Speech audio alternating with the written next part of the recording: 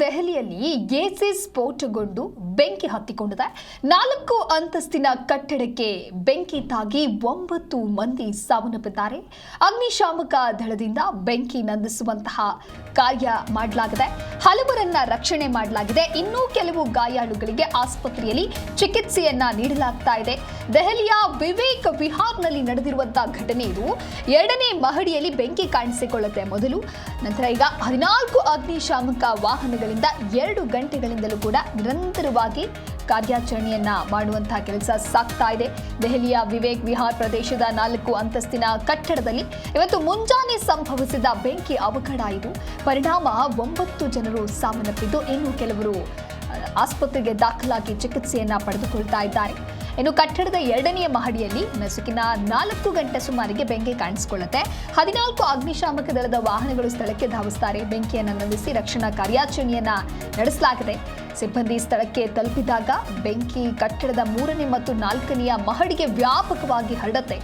ಇನ್ನು ವಿವೇಕ್ ವಿಹಾರ್ ಪೂರ್ವ ದೆಹಲಿಯ ಒಂದು ಪ್ರಮುಖವಾದಂತಹ ಸ್ಥಳ ಇದು.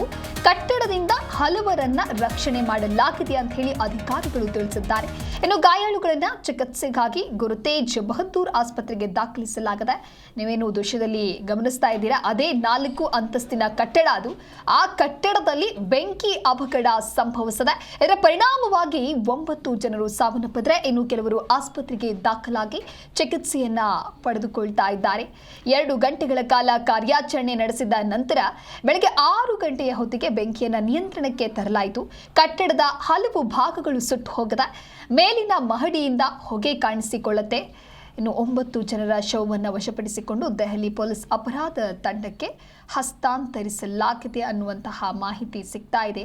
ಆದರೆ ಈ ಬೆಂಕಿಯ ಅವಘಡ ಯಾವ ಕಾರಣದಿಂದ ಸಂಭವಿಸಿದ್ದು ಅನ್ನೋದು ಇನ್ನೂ ಕೂಡ ತಿಳಿದು ಬಂದಿಲ್ಲ. ಆದರೆ ಎಸಿ ಸ್ಫೋಟದಿಂದಾನೇ ಬೆಂಕಿ ಕಾಣಿಸಿಕೊಂಡಿರಬಹುದು ಅಂತ ಹೇಳಿ ಮೇಲ್ನೋಟಕ್ಕೆ ಕಂಡು ಬರ್ತಾ ಇದೆ. ಎಸಿಯಲ್ಲಿ ಸಂಭವಿಸಿದ ಸ್ಫೋಟದಿಂದಾಗಿ ಬೆಂಕಿ ಕಾಣಿಸಿಕೊಂಡಿದೆ. ಆ ಒಂದು ಬೆಂಕಿ ಕಟ್ಟಡದ ಹಲವು ಕಡೆ ತೀವ್ರವಾಗಿ ವ್ಯಾಪಿಸಿದೆ.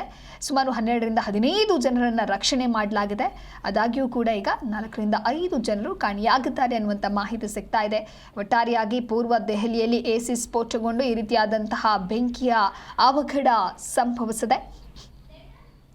4 ಅಂತಸ್ತಿನ ಕಟ್ಟಡ ಅದು. 2ನೇ ದೃಶ್ಯದಲ್ಲಿ ನೀವೇನು ಗಮನಿಸ್ತಾ ಇದ್ದೀರಾ, ಅದೇ ಕಟ್ಟಡಕ್ಕೆ ಬೆಂಕಿ ವ್ಯಾಪಿಸಿರುವಂಥದ್ದು.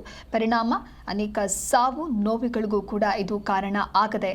ಹಲವಾರು ಜನರನ್ನ ಈ ಒಂದು ಬೆಂಕಿ ಅವಘಡದಿಂದ ರಕ್ಷಣೆ ಮಾಡುವಂತಹ ಕಾರ್ಯವು ಸಾಗದೆ. ದೆಹಲಿಯ ವಿವೇಕ್ ವಿಹಾರ್ನಲ್ಲಿ ನಡೆದಿರುವಂತಹ ಘಟನೆ ಇದು.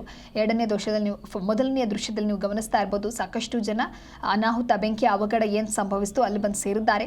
14 ಅಗ್ನಿಶಾಮಕ ವಾಹನಗಳಿಂದ 2 ಗಂಟೆಗಳಿಂದಲೂ ಕೂಡ ನಿರಂತರವಾಗಿ ಕಾರ್ಯಾಚರಣೆಯನ್ನ ಮಾಡುವಂತಹ ಕೆಲಸ ಸಾಗ್ತಾ ಇದೆ.